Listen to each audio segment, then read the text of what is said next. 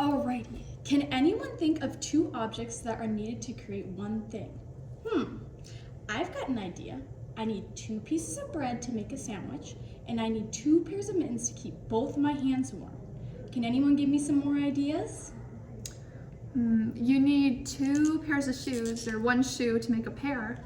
That's a good idea. You need 2 pairs of socks to make, or 2 socks to make 1 pair. Yes, that's some great ideas of 2 things that are needed to make one thing. So today we are going to be learning about digraphs. Digraphs are when 2 letters work together to create one sound. So kind of like as we talked about, we need 2 pieces of bread to make a sandwich. So digraphs need 2 letters to make one sound. So the digraphs we're going to be working with today are T and H that make the sound, and W and H that make the sound. So as you can see, let's look at our first digraph of T and H. They have 2 letters. They have the letter T, which makes the T sound, and the letter H, which makes the H sound. When we blend those letters together, they get th. Can you guys say it with me? Alrighty, let's look at our second digraph. We have the letter W, which makes the H sound, and we have the letter H, which makes the H sound. When we blend those letters together, we get H. Now in this instance, the W kind of takes over and is more powerful over the H. So when we're saying the H digraph, we hear more of the H, but these 2 letters are still working together to create one digraph. Can you say it with me? Great work. Okay, so now that we know that we need 2 letters to make one sound and are working with our digraphs, we're going to look at some picture cards. So I'm going to go over our picture cards and I'm going to tell you what each one is so we know how to sort it into our digraph sections. Now, I'm just going to be going over the pictures. That's all we're doing right now. Okay, so first we got a picture of a girl who is thinking. She's thinking. Next, we got a picture of a whistle. We have a picture of something that's thin. Next, we have a piece of paper that's white. Next, we have a picture of the number 13. 13. Next, we have a picture of a whale. Then we have a picture of, some people may refer to this as a water bottle or coffee cup, but remember, we're paying close attention to our digraphs of th and w. So when we're looking at these pictures, we're trying to make it sense to the th and w digraph. So I'm going to call this a thermos. Thermos. We have a picture of wheat. Wheat. We have a picture of a cat again, but we have to pay attention to close details in the picture because it's pointing to its whiskers. Whiskers. And we have a picture of a thermometer. Thermometer.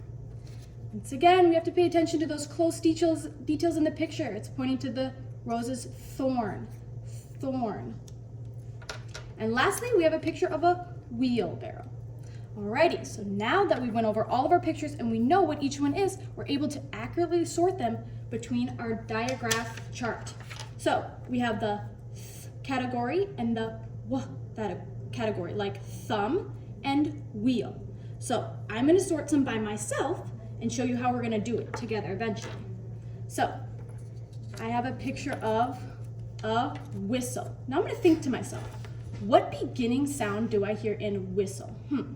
Do I hear the sound or do I hear the sound? Whistle, whistle.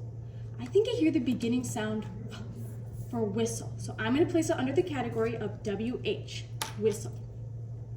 Alrighty, next I have a picture of something that's thick. Okay, so I'm going to think to myself, do I hear the beginning sound or in thick? Thick. I think I hear that beginning sound for TH digraph, thick. Alrighty, so now that I've sorted some picture cards and we know what kind of piles or categories we're sorting our digraphs into, we're gonna do some together. Okay, so I'm gonna hand out some picture cards. You can take them out of your clip there.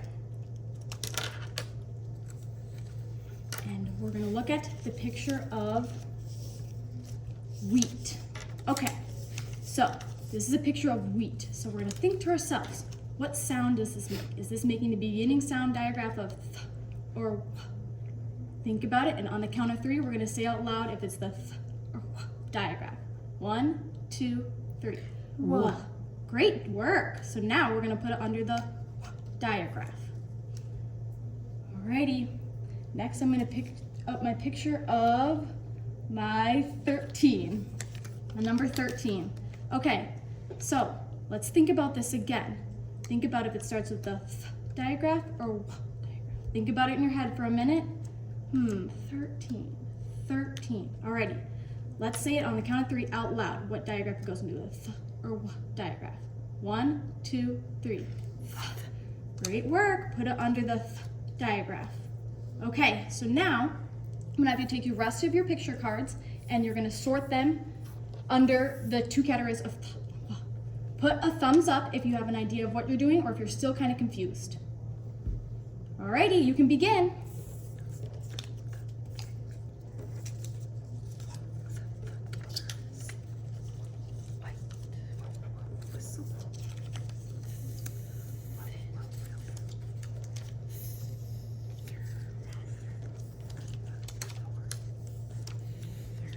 And when you're finished, you can put your thumbs up so I know when you're ready.